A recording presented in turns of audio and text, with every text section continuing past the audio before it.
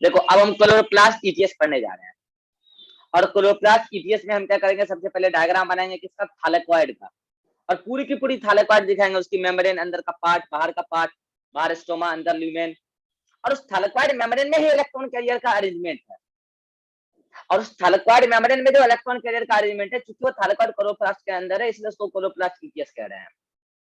और उसको फोटोफॉस्फोराइलेशन बोलेंगे, लाइट एनर्जी की प्रेजेंस में क्योंकि बनेगा यहाँ एटीपी। लाइट एनर्जी की प्रेजेंस में कैसे बनेगा, वो सब अभी तुमको समझ में आएगा, सब टोटली बात समझ में आएगा अभी तुमको।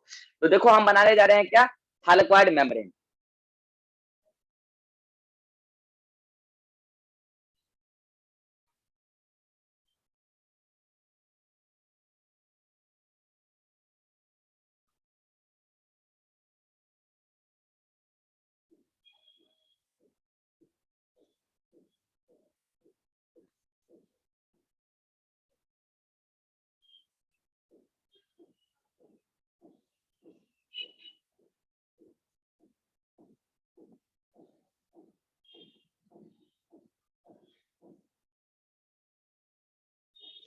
ये पूरी की पूरी थालेक्वाइड मेम्ब्रेन है।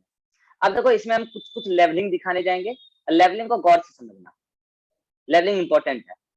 हम पहले क्या कर रहे हैं, इसमें कुछ कुछ पॉइंट दे रहे हैं, जैसे एक पॉइंट ये दिए, दिस वन, ठीक है, एक पॉइंट ये दिए, दिस वन, और एक पॉइंट ये दिए, ये पूरा का पूरा दिस वन। अब तीन अलग अलग लेवलिंग कर रहे हैं, एक ये हो गया है, एक ये हो गया, और एक ये हो गया। अब तीनों अलग अलग चीज है, ये इंपॉर्टेंट है यहाँ पे, इसका पूरा खेल होगा। ये क्या है तुम्हारा, inner surface of, inner surface of thylakoid membrane, ये है। अच्छा ये क्या है तुम्हारा, outer surface of, outer surface of thylakoid membrane. और ये क्या है तुम्हारा, this one is matrix, sorry this one is lumen, और क्या, ल्यूमेन है साहब, थालेक्वाइड के अंदर का स्पेस, दिस इज ल्यूमेन, ठीक है। और ये जो बाहर है, ये दिस वन, ये है तुम्हारा क्या, एस्ट्रोमा, दिस वन इज एस्ट्रोमा, यहाँ मैं लिख देता हूँ, दिस वन इज एस्ट्रोमा, ठीक है। अब हम दिखा रहे हैं किसका अरेंजमेंट, पहले दिखा रहे हैं फोटो सिस्टम का अरेंजमेंट, तब दिखाएंगे अलग अलग इलेक्ट्रॉन कैरियर का अरेंजमेंट, तब दिखाएंगे एटीपी सिंथेस का अरेंजमेंट। देखो साहब, इसमें जो फोटो सिस्टम का अरेंजमेंट होता है, उसमें पहला जो फोटो सिस्टम होता है, ये रहा आपका फोटो सिस्टम 2, पहले होता है फोटो सिस्टम 2, ये रहा पूरा का पूरा फोटो सिस्टम 2, ठीक है। फोटो सिस्टम 2 कहाँ, थालेक्वाइड मेम्ब्रेन पर, इनर थालेक्वाइड मेम्ब्रेन सरफेस की तरफ, फोटो सिस्टम 2 ये रहा। और यहाँ है तुम्हारा photo system 1, this one is photo system 1, दोनों का लेवलिंग कर ही देते हैं जल्दी। ये क्या है, फोटो सिस्टम 2 है, और ये क्या है, फोटो सिस्टम 1 है।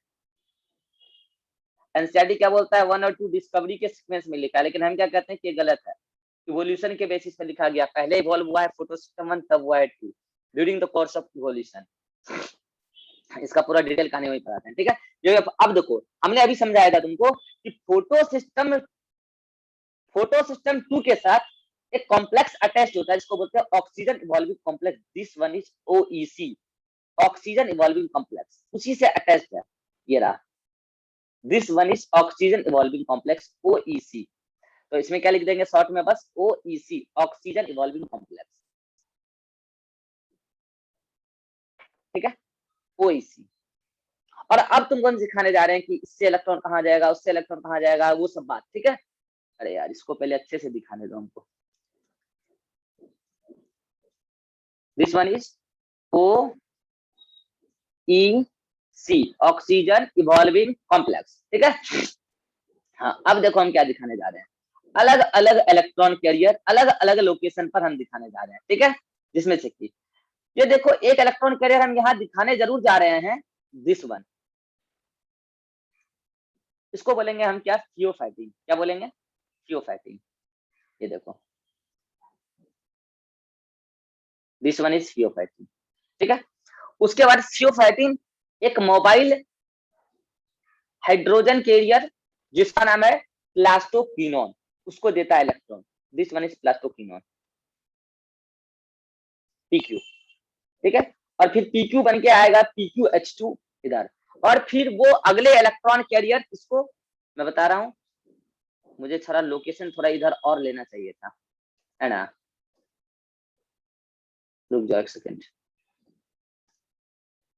लोकेशन गड़बड़ हो गया थोड़ा सा।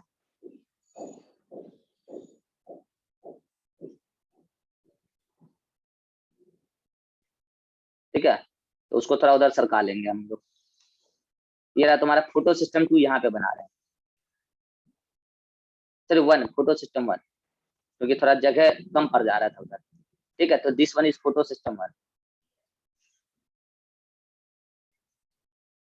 ठीक है। हाँ हाँ, तो हम क्या बता रहे थे कि ये रहा तुम्हारा लेवलिंग साथ ही साथ करते चलो, नहीं तो बाद में ये क्या है तुम्हारा थियोफैटिन, नाम लिख देते हैं, थियोफैटिन।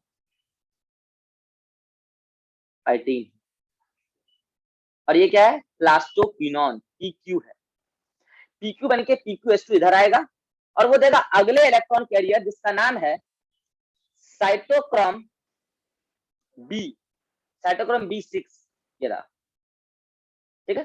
फिर उसी से एसोसिएटेड होगा साइटोक्रोम F,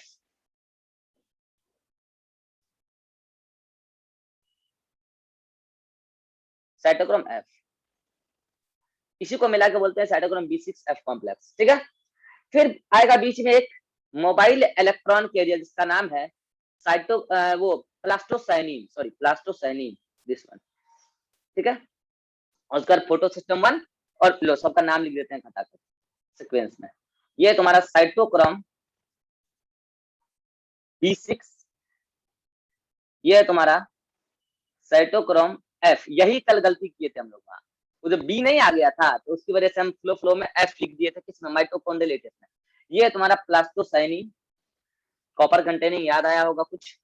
उसके बाद आया फोटो सिस्टम 1। फोटो सिस्टम 1 से बीच में तो कई सारे फेराडॉक्सिन सब्सटेंस आते हैं, हम एक दिखा देते हैं लोग। This one is ferredoxin reducing substance, FRS, here ferredoxin substance, वहां से निकल के गया उसको। उसके बाद अगला फेराडॉक्सिन रेड्यूसिंग सब्सटेंस एक फिर आता है, here this one is ferredoxin reducing substance again, मतलब कि जिसको बोलते हैं हम लोग फेराडॉक्सिन ही बोल देते हैं केवल, ठीक है। और फिर उसके बाद फाइनली एक एंजाइम होता है, कहां पर, तो उसके माथे पर, here this one is enzyme, ठीक है।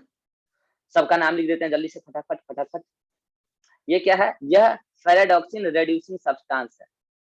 एक्चुअली ये भी एक प्रकार का क्या है, आयरन सल्फर प्रोटीन, ये भी फेराडॉक्सिन ही है, और इसको बोलते हैं फेराडॉक्सिन। हम चक्कर समझा दिए, चक्कर क्या है, अरे सब आयरन सल्फर प्रोटीन ही, अलग अलग नाम लिख रहे हैं क्योंकि अलग अलग अमीनो एसिड्स में सब प्रोटीन वाले पार्ट हैं।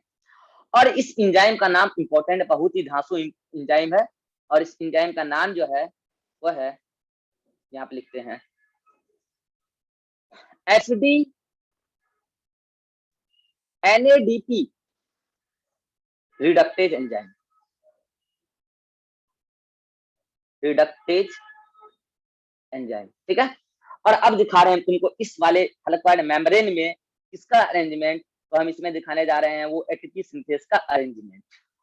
तो here is the ATP synthase, ये देखो, ये रहा माथा उसका, एक इधर दिखाएंगे, हियर एक माथा, मतलब बेस बेस बेस F0, इधर भी एक F0, ठीक है। उसके बाद पूरा का पूरा क्या आएगा, F, अच्छा स्टॉक आएगा, पहले तो स्टॉक आएगा,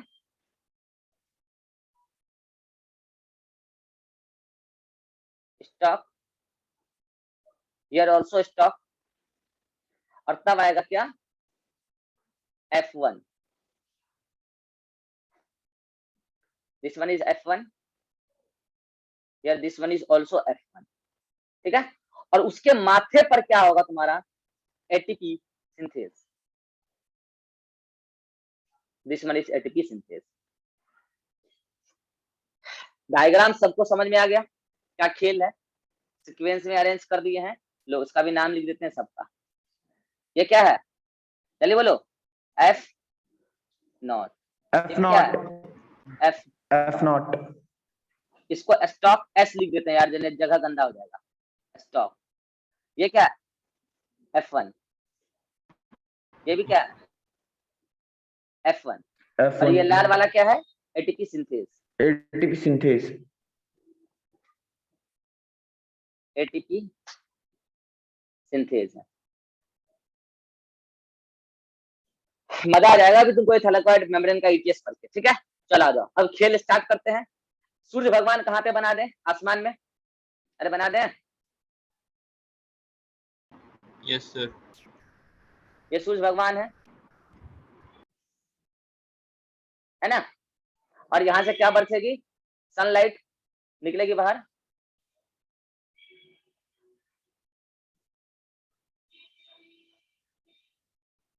सनलाइट किस कलर से निकालूं यार, चलो इसी कलर से निकालता हूँ। ये देखो सनलाइट निकल रहा है यहाँ से,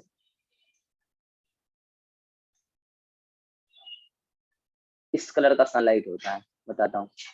दिस वन इज सनलाइट, यहाँ से निकल रहा है कई सारे सनलाइट,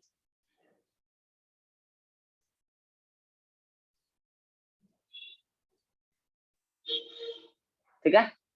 और ये क्या है, सन है, ये क्या है,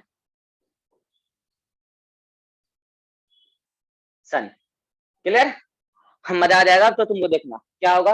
अच्छा एक बार बताओ, सनलाइट की वेवलेंथ कितनी है, 400 से 700 वेवलेंथ, 400 से 700 नैनोमीटर, यस और no? Yes sir, yes sir, 400 से 700 नैनोमीटर वाली वेवलेंथ है। हमको एक बात बताओ, पता है कई सारे लोग क्या करते हैं, पहले ना यहाँ से इलेक्ट्रॉन निकालते हैं, तब यहाँ से इलेक्ट्रॉन निकालते हैं। एक बात बताओ, इसमें 400 से 700 नैनोमीटर वाली वेवलेंथ की अगर लाइट है, फुल लाइट, तो बताओ इसमें 680 वाला लाइट है सिर्फ, या फिर इसमें सिर्फ 700 वाला लाइट है, बोलो। दोनों है, इसमें तो दोनों लाइट है, तो क्या पहले वो इस पे गिरेगा तब इस पे गिरेगा? नहीं, मतलब एक बात बताओ, ये पत्ती है यार, ये पत्ती है, ये पत्ती में क्या है, मीजोफिल सेल है। तो क्लोरोप्लास्ट कहाँ मिलता है, मीजोफिल सेल, मीजोफिल सेल है, एनाटॉमी में पढ़ाएंगे तुम लोग को फिर से। मीजोफिल सेल होती है ये सरफेस पर, ये रहा मीजोफिल सेल के अंदर ये पूरा क्लोरोप्लास्ट है, क्लोरोप्लास्ट में थैलेकॉइड है। ओके, तो एक बात बता, थैलेकॉइड पे क्या, नहीं पहले हम इधर के साइड गिरेंगे सनलाइट, तब बाद में इधर गिरेंगे, ऐसा है क्या? ऐसा है क्या?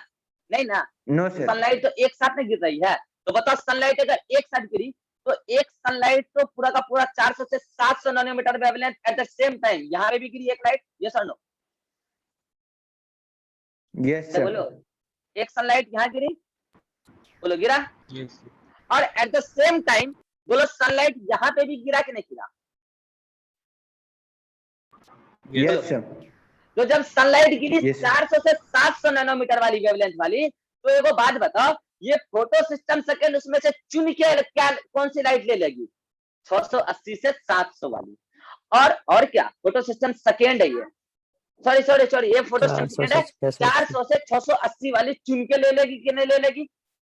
और ये photo Yes, system sir. One, photo system one चुन के उससे चुन के 680 से 700 वाली वेवलेंथ ले लेगी कि नहीं ले लेगी लाइट? Yes, sir. तो बता, eight the same time electron का इजेक्शन इस फोटो सिस्टम वन से भी हो जाएगा, यस और नो? सॉरी, टू से भी हो जाएगा, एट द सेम टाइम वो इलेक्ट्रॉन का इजेक्शन फोटो सिस्टम वन से भी हो जाएगा कि नहीं हो जाएगा, जल्दी बोलो, अरे बोलो। Yes, sir. यहाँ से भी इलेक्ट्रॉन Yes, इजेक्ट sir. हो गई एट द सेम टाइम, और यहाँ से भी इलेक्ट्रॉन इजेक्ट हो गई एट द सेम टाइम। अभी मैं 2 इलेक्ट्रॉन लिख रहा हूँ यहाँ पे, समझ जाना बाद में कि 2 इलेक्ट्रॉन क्यों लिखा मैंने, समझा दूंगा। 2 इलेक्ट्रॉन निकल गई साहब। अब समझना कि यहाँ खेल क्या होगा, जैसे 2 इलेक्ट्रॉन निकला कहां से, इस फोटो सिस्टम सेकेंड से और फोटो सिस्टम फर्स्ट से, तो पता है फोटो सिस्टम फर्स्ट को इलेक्ट्रॉन मिल गया, किससे मिल गया, बगल में जो प्लास्टोसाइनिन था उसने इलेक्ट्रॉन दे दिया साहब। अब भाई प्लास्टोसाइनिन को इलेक्ट्रॉन कहां से है, तो उसने साइटोक्रोम एफ से इलेक्ट्रॉन लिया था, तो फिर साइटोक्रोम एफ को इलेक्ट्रॉन कहां से आया, तो साइटोक्रोम एफ को इलेक्ट्रॉन इससे मिला था, साइटोक्रोम B6 से मिला था, B6 और साइटोक्रोम B6 को इलेक्ट्रॉन कहां से आया, उसने इलेक्ट्रॉन लिया था TQH2 TQH2 से, तो ये लोग उसने इलेक्ट्रॉन लिया था PqH2 से, और फिर PqH2 कहां से आया था, वो आया था उधर से PQ से बन के, तो ये रहा PqH2 यहाँ पे अभी आएगा। PqH2 को इलेक्ट्रॉन कहां से मिला था, थियोफाइटिन को। कुल मिला के वो इलेक्ट्रॉन जो फोटो सिस्टम 1 को मिल गया, उसके निकलने के वो आगे कहां जाएगा वो भी समझाएंगे हम। देखो हमने डिफरेंट टाइप से पढ़ाते हैं, बताते हैं। बहुत सारे टीचर क्या करेंगे ना, यहाँ से इलेक्ट्रॉन निकालेंगे, यहाँ से निकालते हुए पहुंचाते हुए यहाँ पहुंचाएंगे। मैं कह रहा हूँ ऐसा होता ही नहीं है प्रैक्टिकली, जो प्रैक्टिकली होता है वो पढ़ाओ। अच्छा बताओ प्रैक्टिकली क्या होता होगा, पहले यहाँ से इलेक्ट्रॉन निकलता होगा तब यहाँ से निकलता होगा क्या, नहीं ना। Eight the same time electron निकलता होगा दोनों से, यस और नो, यस सर। और एट द सेम टाइम निकलने के बाद इसको तुरंत इलेक्ट्रॉन मिल जाता है, पता है क्यों, पिछली बार जो साइकिल चला था अभी जस्ट पहले, इसके पहले चला भी होगा ये साइकिल जो भी हम पढ़ रहे हैं, तो इसके पास जो इलेक्ट्रॉन था वो इलेक्ट्रॉन फाइनली इसी का था। इसका इलेक्ट्रॉन निकलने के बाद इसको कहां से मिलेगा वो हम देखेंगे। तो इसके पास जो इलेक्ट्रॉन था यहाँ से आया था, तो वो इलेक्ट्रॉन फाइनली प्लास्टोसाइनिन के पास था, तो जैसे इसका इलेक्ट्रॉन निकला सनलाइट गिरने से अभी जस्ट, तो इससे इलेक्ट्रॉन आ गया इसको, यानी कि यहाँ पर जो ये है ये 2 इलेक्ट्रॉन इसको मिला है किससे, प्लास्टोसाइनिन से। प्लास्टोसाइनिन को किससे मिला था, साइटोक्रोम F से। साइटोक्रोम को ऊपर से लिखते हैं, इसको 2 इलेक्ट्रॉन कहां से मिला था, प्लास्टोसाइनिन से। प्लास्टोसाइनिन को 2 इलेक्ट्रॉन कहां से मिला था, साइटोक्रोम F से। साइटोक्रोम F को कहां से मिला था, साइटोक्रोम B6 से। और साइटोक्रोम B6 को कहां से मिला था, साइटोक्रोम B6 को मिला था प्लास्टोक्विनोल से, भी बनाएंगे। प्लास्टोक्विनोल को कहां से मिला था, PQ ने लिया था। किससे लिया था, थियोफाइटिन से लिया था। इसका मतलब PQ ने प्रोटॉन भी लिया होगा, अभी देखते हैं। इधर आपने स्टोमा लिखा है, ये स्टोमा है। अब पूरा सेल अगर आपको हम दिखाना चाहेंगे तो पूरा सेल भी दिखा देंगे आपको, ठीक है। तो ये कुल मिला के आपके सामने कुल मिला के अभी क्या है सिचुएशन, कि फोटो सिस्टम सेकेंड के इलेक्ट्रॉन जो निकले हैं उसका भारपाई नहीं हुआ है। अब आप खेल समझ गए होंगे। फोटो सिस्टम 1 से जैसे ही इलेक्ट्रॉन निकला, तो पहला इलेक्ट्रॉन निकला तो तुरंत प्लास्टोसाइनिन से लिया, दूसरा भी निकल गया अगर तो तुरंत प्लास्टोसाइनिन से लिया। अच्छा अब ये बता देते हैं कि FRS से इलेक्ट्रॉन कहा जाता है, यह भी एक प्रकार का आयरन सल्फर प्रोटीन है, और ये FD भी एक प्रकार का आयरन सल्फर प्रोटीन है, लेकिन इसको बोल रहे हैं फेराडोक्सिन रेड्यूसिंग सब्सटेंस, क्योंकि ये अलग प्रकार का आयरन सल्फर प्रोटीन है। वहां से 2 इलेक्ट्रॉन जाता है किसको, इस फेराडोक्सिन को, जो वो भी एक प्रकार का आयरन सल्फर प्रोटीन है। देन फाइनली ये फेराडोक्सिन से इलेक्ट्रॉन चला जाता है NADP रिडक्टेज एंजाइम के प्रेजेंस में, और पता है वहां पे क्या हो जाता है, मैं बता दूं, वहां पे NAD पाया जाता है, NADP पाया जाता है स्टोमा में। NADP का हो जाता है रिडक्शन, और NADP इस 2 इलेक्ट्रॉन को लेकर, यहां से 2 इलेक्ट्रॉन जो गया, इस 2 इलेक्ट्रॉन को लेकर NADPH2 रेड्यूस हो जाता है। प्रोटॉन कहां से आएगा वो भी समझाएंगे अभी आपको। फाइनली NADPH2 बन जाता है। कैसे बन जाता है, 5 मिनट के लिए धैर्य रखो, सब समझ में आ जाएगा आपको, ठीक है। फाइनली वो NADPH2 बन जाता है। कुल मिला के ये सारा इलेक्ट्रॉन यहाँ से जाते जाते यहाँ पहुंच गया, NADPH2 भी बन गया है, लेकिन फोटो सिस्टम 2 का जो इलेक्ट्रॉन निकला उसका खेल अभी पूरा नहीं हुआ है। भाई साहब पता है, सनलाइट गिरी, एक इलेक्ट्रॉन निकला मान लो, तो मान लो पूरे एक इलेक्ट्रॉन का फ्लो के यहाँ तक गया। फिर अगर एक इलेक्ट्रॉन निकली तो किससे निकली, फोटो सिस्टम सेकेंड के क्लोरोफिल ए मॉलिक्यूल जो रिएक्शन सेंटर पर है उसके मैग्नीशियम पे निकला, तो मैग्नीशियम पे +1 चार्ज आया। लेकिन जब फिर सनलाइट का दूसरा क्वांटा गिरा, तो अगेन सनलाइट ने उस इलेक्ट्रॉन का वहां से एक्साइटेशन करा दिया। अब बताओ, ये सनलाइट हम एक एरो दिखा रहे हैं, लेकिन एक एरो नहीं, कई सारे एरो गिर रहे होंगे, अलग अलग एंटीना मॉलिक्यूल पे भी गिर रहे होंगे। फाइनली एक इलेक्ट्रॉन निकला, फिर जब दूसरा इलेक्ट्रॉन निकला तो मैग्नीशियम पे +2 चार्ज आ गया। बस अब मैग्नीशियम +2 से ज्यादा इलेक्ट्रॉन लूज नहीं कर सकता, वो अपने हाईएस्ट ऑक्सीडेंट स्टेट में आ गया है। उसके बाद मैग्नीशियम +2 तो इतना खूंखार ऑक्सीडेंट हो जाता है कि दुनिया में किसी को भी वो ऑक्सीडाइज कर देगा। तो उसको सबसे पहले कौन दिखता है, बगल में ऑक्सीजन इवॉल्विंग कॉम्प्लेक्स, जो एक स्पेसिफिक प्रोटीन का बना हुआ है, खुद वो फोटो सिस्टम 2 का भाग है, उसी का पार्ट है वो पूरा का पूरा, उसी से अटैच मैंने दिखाया ऑक्सीजन इवॉल्विंग कॉम्प्लेक्स को। और उसमें 3 एटम होता है, Cl, कैल्शियम और Mn। Cl Mn भी दे देता है, लेकिन मोस्टली Mn तुरंत अपना इलेक्ट्रॉन दे देता है उसको, उस बुकर को, और Mn पे आ जाता है चार्ज। कुल मिला के इसको फोटो सिस्टम 2 ने जो अपना इलेक्ट्रॉन लूज किया है, इसने अपना इलेक्ट्रॉन दे दिया किसको, इसको। तो यहाँ पे 2 इलेक्ट्रॉन जाता हुआ आपको दिखेगा, कहां से, ऑक्सीजन इवॉल्विंग कॉम्प्लेक्स से। सवाल है कि अब तो वो चार्ज ऑक्सीजन इवॉल्विंग कॉम्प्लेक्स पे जनरेट हो गया, यही तो काम करेगा ऑक्सीजन इवॉल्विंग कॉम्प्लेक्स, क्या कि वो वाटर मॉलिक्यूल को ले लेगा। कहां से ले लेगा वाटर मॉलिक्यूल को, वो वाटर मॉलिक्यूल को इस ल्यूमेन में जो है वाटर मॉलिक्यूल को अटैच करा लेगा खुद के साथ और वाटर मॉलिक्यूल को वो तोड़ देगा। किस चीज में तोड़ेगा आपको आभास भी है। वो एक वाटर मॉलिक्यूल को प्रोटॉन, इलेक्ट्रॉन और नेसेंट ऑक्सीजन में तोड़ देगा। एक वाटर मॉलिक्यूल, एक प्रोटॉन और एक इलेक्ट्रॉन और एक नेसेंट ऑक्सीजन में टूट गया। अगर ऐसे के ऐसे दो वाटर मॉलिक्यूल टूट जाए, ऐसे के ऐसे दो वाटर मॉलिक्यूल अगर टूट जाए तो दो प्रोटॉन, दो इलेक्ट्रॉन और दो नेसेंट ऑक्सीजन रिलीज हो जाएगा। और अब ये इलेक्ट्रॉन उस ऑक्सीजन इवॉल्विंग कॉम्प्लेक्स को मिल जाएगा जो ऑक्सीजन इवॉल्विंग कॉम्प्लेक्स का लॉस हुआ था, तो वो इलेक्ट्रॉन उसको मिल गया।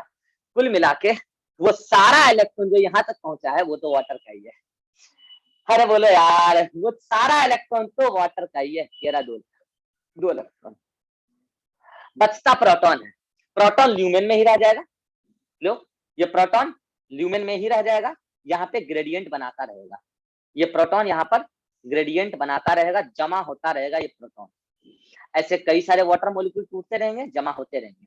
इस O2 का क्या होगा मैंने आपको समझा दिया है। जो O2 भी थाइलेक्वाइड मेम्ब्रेन पर जाएगा। इस फोटोसिस्टम सेकेंड में बीटा कैरोटीन पिगमेंट भी है। फाइनली वो दो O2 को मिलाकर इपॉक्साइड टूटेगा, फिर O2 में O2 बन के इधर स्टोमा में निकल जाएगा और वो बाहर चला जाएगा। अब अगर माइटोकॉन्ड्रिया में यूज होना है तो यूज हो जाएगा, एरोबिक रेस्पिरेशन में नहीं होना है तो बाहर निकल जाएगा और इन्वायरमेंट में रिलीज हो जाएगा। चलो, कुल मिला के अभी तक खेल क्या हुआ और अब पूरी खेल को हम समझाते हैं क्या हुआ। अरे भैया, लाइट गिरी, भगवान के घर से कृपा बरसी। भगवान की कृपा कैसी है, लगातार अपरंपार, कितनी 400 से 700 नैनोमीटर वाली वेवलेंथ वाली भगवान की कृपा बरसी। भगवान की कृपा एक साथ सभी पर बरसी, फोटो सिस्टम सेकेंड पर भी बरसी, फोटो सिस्टम फर्स्ट पर भी बरसी। जैसे ही बरसी, फर्स्ट ने भी अपना इलेक्ट्रॉन निकाला, सेकेंड ने भी अपना इलेक्ट्रॉन निकाला।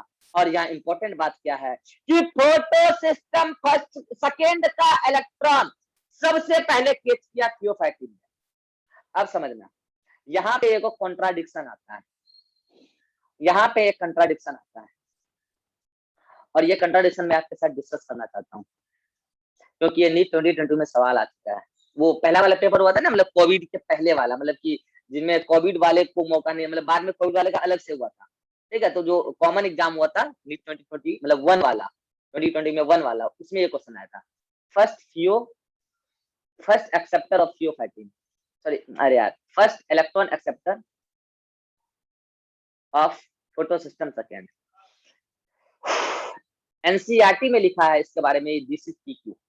ठीक है, मगर मैं बता रहा हूँ एक्चुअली दिस इज थियोफैक्टिन। अब समझना मेरी बात ध्यान से, दिस इज थियोफैक्टिन।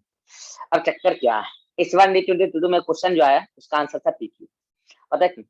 थियोफैक्टिन ऑप्शन में ही नहीं था, थियोफैक्टिन ऑप्शन में ही नहीं था। अब देखो, मैं ऑन रिकॉर्डिंग बोल रहा हूँ, जो बात बोल रहा हूँ बहुत चैलेंज के साथ कह रहा हूँ। ठीक है, जिस दिन ऑप्शन में थियोफैक्टिन और पीक्यू दोनों ही रहेगा, हालांकि दोनों देखे बहुत कभी नहीं लिखेगा, वो इतना पागल नहीं है, लेकिन अगर थियोफैक्टिन और पीक्यू दोनों ही दे दे तो उसे first electron acceptor of photosystem second कौन है, मैं दावे के साथ कर रहा हूँ उस दिन आंसर थियोफैक्टिन जाएगा। उन लोगों के लिए मैं आगाह कर देता हूँ जो एनसीईआरटी अंधभक्त है। देखिए, भक्त होना अच्छी चीज है, लेकिन अंधभक्त होना बहुत खराब चीज है, बहुत खराब चीज है।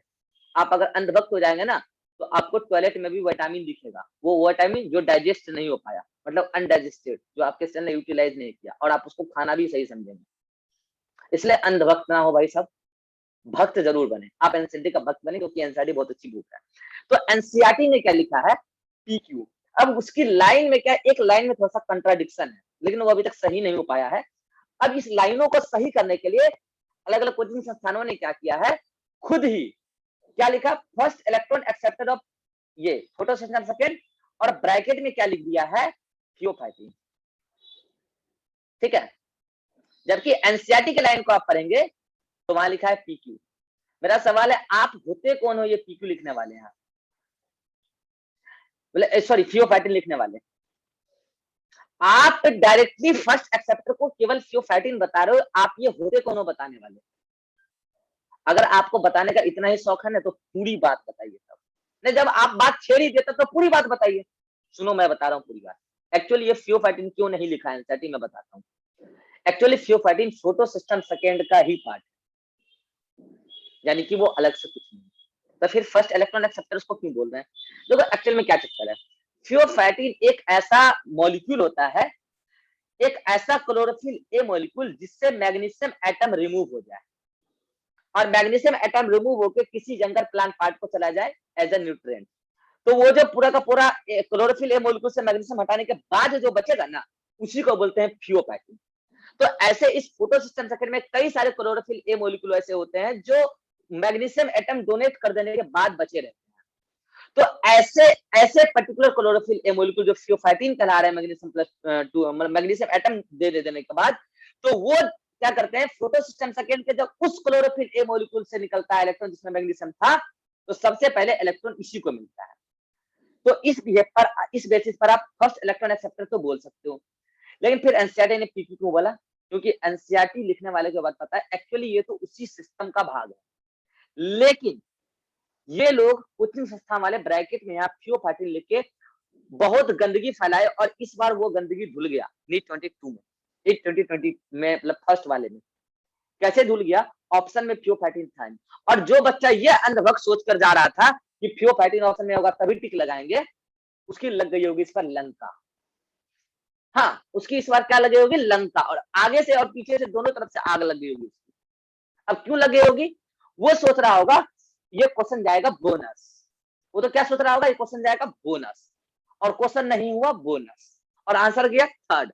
मेरे पास जो पेपर आया था वो पी कोड का आया था, पी या क्यू कोड का आया था, तो उसमें थर्ड ऑप्शन में था पर्टिकुलर ऑप्शन, तो आंसर गया थर्ड। और थर्ड में क्या था? P Q. अब आप सारा खेल सब, मैं एक पूरी कहानी को समझ रहा हूँ, समझना। ये कोचिंग संस्थान वालों ने ये ब्रैकेट में थियोफाइटिन लिख के गलती किया है, और अगर आपने थियोफाइटिन लिखा है तो आपको पूरी बात लिखनी थी जो मैंने बताया कि actually pheophytin is a part of photosystem second and it accepts electron released from that chlorophyll molecule which is magnesium atom as a center atom, and accept thiophytin accept electron released by that chlorophyll molecule, and thiophytin is the chlorophyll A molecule without magnesium। तो अब ये पूरा बात कहते हैं ना, तो ये पूरा बात से बच्चा समझ जाता है। अच्छा, अगर ऑप्शन में थियोफाइटिन नहीं होगा ना तो पीक्यू ही मार देंगे, क्योंकि उसके बाद थियोफाइटिन से इलेक्ट्रॉन पीक्यू को ही जाएगा। तो अगर ये फोटो सिस्टम सेकेंड का ही भाग मान लिया जाए है, तो फिर तो प्राइमरी इलेक्ट्रॉन एक्सेप्टर पीक्यू है, तो एनसीईआरटी भी अपनी जगह गलत नहीं है। तो बस एनसीईआरटी में क्या एक लाइन में कॉन्ट्राडिक्शन क्रिएट होता है, वो लिखा है कि अगली लाइन में लिखा है कि this electron acceptor is located at outer surface of thylakoid membrane, यहां तक सही है, and it is only electron carrier. हाँ, ये बात में कॉन्ट्राडिक्शन, ये सिर्फ इलेक्ट्रॉन कैरियर नहीं, ये electron and proton both carrier है। ये एनसीईआरटी में कंट्राडिक्शन है, तो मैं आपको लाइन सही करा दूंगा कि वहां पे क्या लिखना था कि ये इलेक्ट्रॉन प्रोटॉन कैरियर बोथ है। तो एनसीईआरटी में ये करेक्शन है कि इसको सिर्फ इलेक्ट्रॉन कैरियर कहकर थोड़ा वो फंस गया अपनी लाइन में, लेकिन ये कह के एनसीईआरटी वाला गलत नहीं कह रहा कि this is primary electron acceptor, क्योंकि एनसीईआरटी लिखने वाले को ये पता है कि थियोफाइटिन तो उस फोटो सिस्टम 2 का ही भाग है। लेकिन फिर भी कल अगर ये पूछ ले कि थियोफाइटिन और पीक्यू में प्राइमरी इलेक्ट्रॉन एक्सेप्टर कौन है, तो आप थियोफाइटिन बताओगे क्योंकि यहीं से जाता है। अरे एक बार बताओ, आपके पापा ने आपको पैसा दिया 10 रुपया और आपने बगल वाले दुकान में जाके कुरकुरे खरीदा, तो ऐसा थोड़ी है कि आपके घर से पैसा डायरेक्ट कुरकुरे वाले के पास गया, नहीं।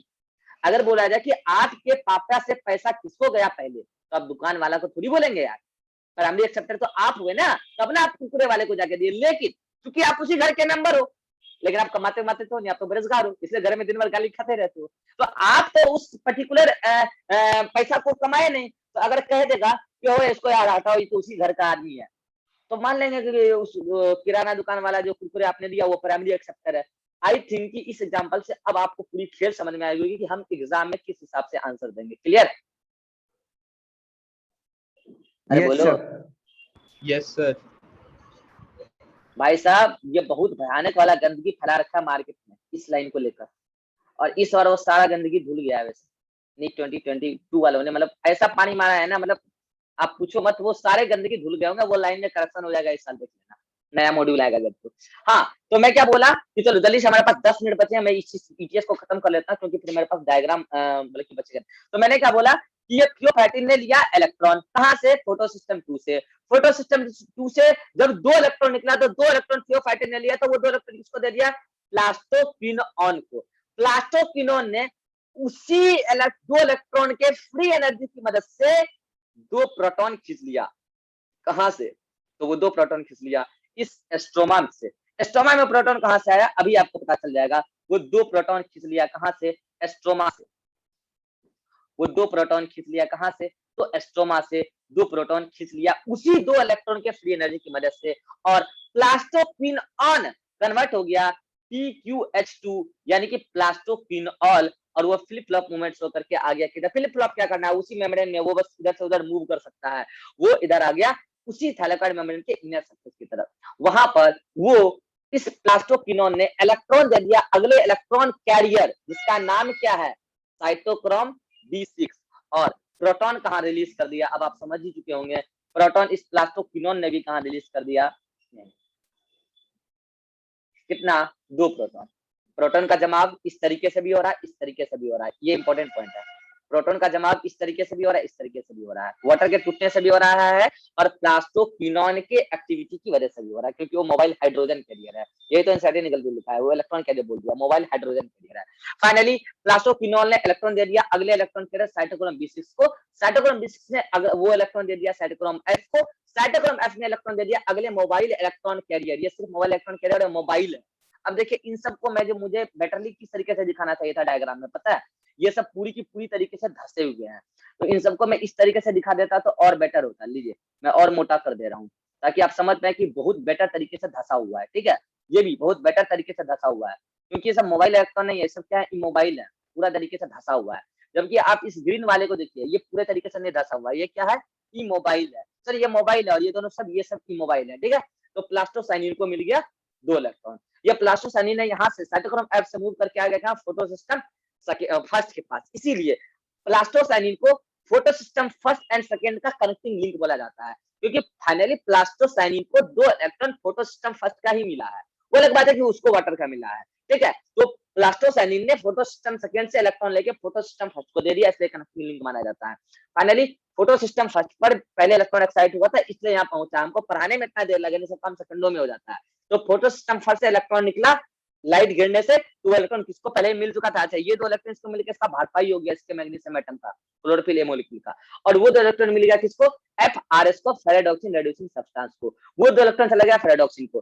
फेरेडॉक्सिन दो इलेक्ट्रॉन NADP रिलेटेड के प्रेजेंस में NAD+ ने इस मैट्रिक्स से स्ट्रोमा से दो प्रोटॉन ले लिया, दो प्रोटॉन ले लिया, ये लोग दो प्रोटॉन ले लिया, और इस दौरान दो प्रोटॉन और दो इलेक्ट्रॉन लेकर NAD+ NADPH2 बन गया। बोले खेल समझ में आ गया? बाकी लोग समझ चुके होंगे। अरे बाप रे, यहाँ पे बहुत सारा प्रोटॉन जम Yes, रहा है। sir. बाप रे, बहुत प्रोटॉन। जब इतना प्रोटॉन जम जाएगा, इतना धक्का मारेगा, अरे इतना धक्का मारेगा कि ये प्रोटॉन एक प्रोटोमोटिव फोर्स क्रिएट करेगा और इस F0 F1 पार्टिकल के बीच से भेद कर बाहर आ जाएगा। और क्लोरोप्लास्ट ETS के दौरान थियोरेटिकली जब तीन प्रोटॉन बाहर आता है, तो उसके एनर्जी की मदद से इनऑर्गेनिक फॉस्फेट ADP के साथ जुड़कर इतना एनर्जी ले लेता है कि इस ATP सिंथेज में कन्फर्मेशनल चेंज आने के बाद ये ADP इनऑर्गेनिक फॉस्फेट जुड़कर एक ATP बन जाता है। कहाँ बना? स्ट्रोमा में एक ATP बन जाता है। और ऐसे जब कई सारे प्रोटॉन उधर मूव करते रहेंगे तो ATP सिंथेसिस होता रहेगा। इस दौरान अगर दो वाटर मॉलिक्यूल टूटे हैं, तो दो वाटर मॉलिक्यूल के टूटने से यहाँ पे चार प्रोटॉन, दो वाटर मॉलिक्यूल के टूटने से कितने? चार प्रोटॉन। 4 प्रोटॉन। ये कैलकुलेशन गलत है, ये आपने ध्यान नहीं दिया। दो वाटर मॉलिक्यूल, अरे यार, अच्छा रुको रुको, दो वाटर मॉलिक्यूल के टूटने से, बस मैं इसमें करेक्शन कर देता हूं ढंग से, चार प्रोटॉन, चार इलेक्ट्रॉन और दो नेसेंट ऑक्सीजन रिलीज होंगे। ठीक है, तो अब ये कैलकुलेशन सही है। और इस दौरान जब ये चार प्रोटॉन यहाँ से आए, तो आई थिंक ये दो वाटर मॉलिक्यूल के टूटने से चार प्रोटॉन एटलीस्ट एक ATP बनाने के लिए सफिशिएंट है। लेकिन जब दो वाटर मॉलिक्यूल टूटेंगे तो यहाँ से दो प्रोटॉन और आ जाएगा, तो आप समझ चुके होंगे दो ATP बन जाएगा। ये सब बात हम कल बनेंगे। ATP सिंथेसिस का पूरा केमियोस्मोटिक थ्योरी हम कल दोनों का एक साथ पढ़ेंगे। आई थिंक कि अब बच्चे के दिमाग में क्लोरोप्लास्ट का ETS भी समझ में आ गया होगा। बोलो जी नए बच्चे, उनको समझ में पुराने बच्चे का तो रिवीजन हो गया, नए बच्चे कुछ समझ में आ गया होगा यार ये कि क्लोरोप्लास्ट ईटीएस क्या होता Yes, है। sir. यस ठीक, सर। आ गया ना। बस बाकी देखो इसमें और भी कई सारी बातें हैं, वो बात जो मार्केट में नहीं की जाती लेकिन मैं करता हूँ, तो वो सब बातें यार यहाँ नहीं करूंगा, वो फोटोसिंथेसिस में आप लोग को जब दोबारा पढ़ाएंगे तो उस टाइम करेंगे, ठीक है, टाइम वेस्ट होगा अभी। तो आप क्या करो, इसका स्क्रीनशॉट लो, इस मीटिंग का 3 मिनट बचा है, अब इसमें और बातें करनी है, खत्म नहीं हो गया, अभी और बातें करनी है, ठीक है। तो अब क्या करेंगे आगे हम इसी डायग्राम को स्लाइड शो करके, क्योंकि डायग्राम दोबारा बनाएंगे तो वेस्ट होगा टाइम, इसी डायग्राम को दोबारा शो करके और कुछ पॉइंट को डिस्कस करेंगे। तब तक आप जब तक अगला मीटिंग क्रिएट होता है आप इस डायग्राम को दिमाग में सेट कर लो, ओके। इसमें एक एटीपी बनने के लिए 3H+ लगता है। हाँ, यही अंतर है, यही अंतर है, ऑक्सीडेटिव फॉस्फोराइलेशन और फोटोफॉस्फोराइलेशन में यही अंतर है, और इस अंतर को कल हम डिस्कस करेंगे, मतलब कि केमिस्टिक थ्योरी में, ठीक है।